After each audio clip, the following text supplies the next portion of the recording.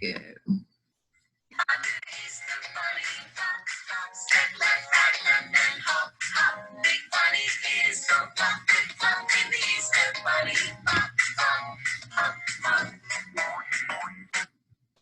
Well, good evening, Sumter School District boys and girls, and thank you for joining me for yet another evening of Reading with the Superintendent. Tonight we have a guest joining us. Dr. Hafner, as you will remember, read to us and with us before. So hello, Dr. Hafner, how are you? Good evening, Dr. Martin-Knox. I am fabulous and thrilled to be here. Thank you for returning.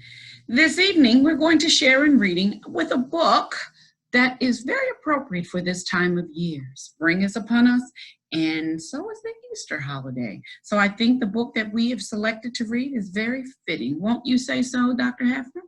I couldn't agree more. So if you would like to get ready, join us and to begin the reading. 1, 2, 3, all eyes on me. 1, 2, all eyes on you. Dr. Hafner, it's all yours. Great. The book we have selected for this evening is The Bunny of Bluebell Hill. Please join us.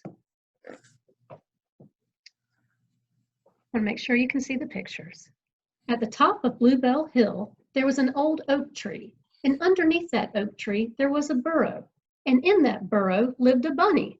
It was a very nice burrow with 4 little rooms and bluebells growing by the front door. But Bunny didn't like it. I'm bored with this burrow, said Bunny to herself. I am tired of walking up and down this hill. I am fed up with being hit on the head by acorns. And I am very, very bored with bluebells. I want an exciting new home. So without further ado, she set off to find herself one. Bunny's friend Squirrel took her to see his high-rise treehouse, but Bunny didn't have a head for heights, and her big paws just weren't meant for jumping about from branch to branch.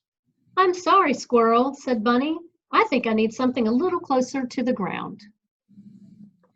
I think she's afraid of heights. I think it's just her big floppy feet. Big floppy feet. That may be a reason. The next animal Bunny visited was Badger. He lived in a mossy bank in the heart of the old forest. It was dark and still among the trees, and there weren't many passers-by, which was just the way Badger liked it. But it's too quiet for me, said Bunny. So it's too quiet, it's too noisy. Well, if you like company, why not try living by the river, suggested Otter. There's always lots going on down here. But Bunny only had to take one look at Otter's houseboat to know that it wouldn't suit her.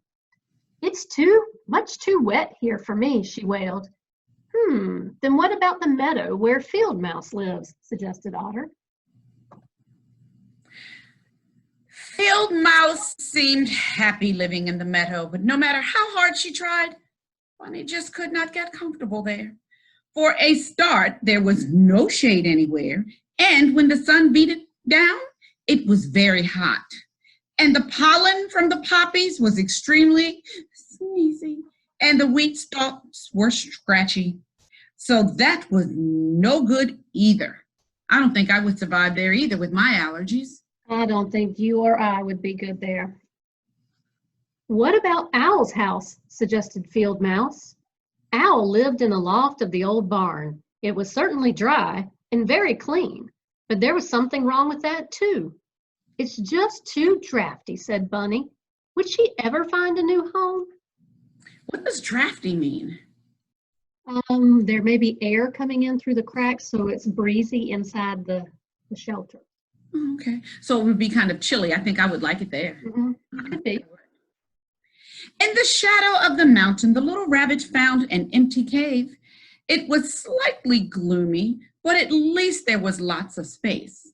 She thought it might be just the place until she heard a rumbly sound. A low, grumbly, growly sort of sound. Then she realized it was a bear's house. And Bear snores too much, said Bunny. I couldn't possibly live near him. Bunny was about to give up looking when she came across a smart blue door amongst the twisted roots of a chestnut tree.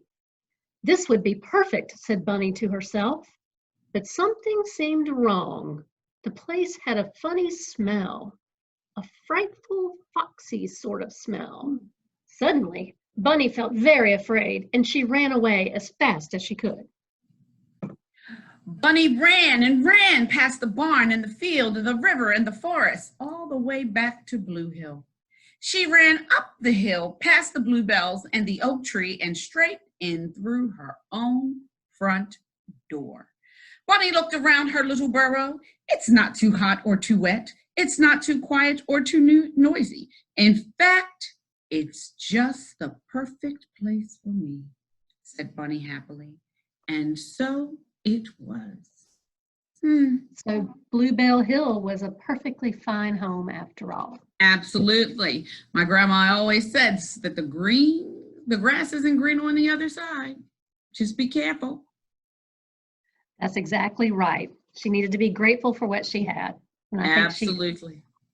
Absolutely. And so to our Sumter School District boys and girls, to Dr. Hafner's point, we are grateful for you. We hope that you have a wonderful spring break. You get plenty of rest and enjoy family during this Easter season. Thank you, Dr. Hafner, for joining us again this evening. And I hope you had just as much fun as I've had. I did. It was absolutely my pleasure. Thank you. Thank you, Dr. Hafner. And to you all watching, we say to you, good night. Have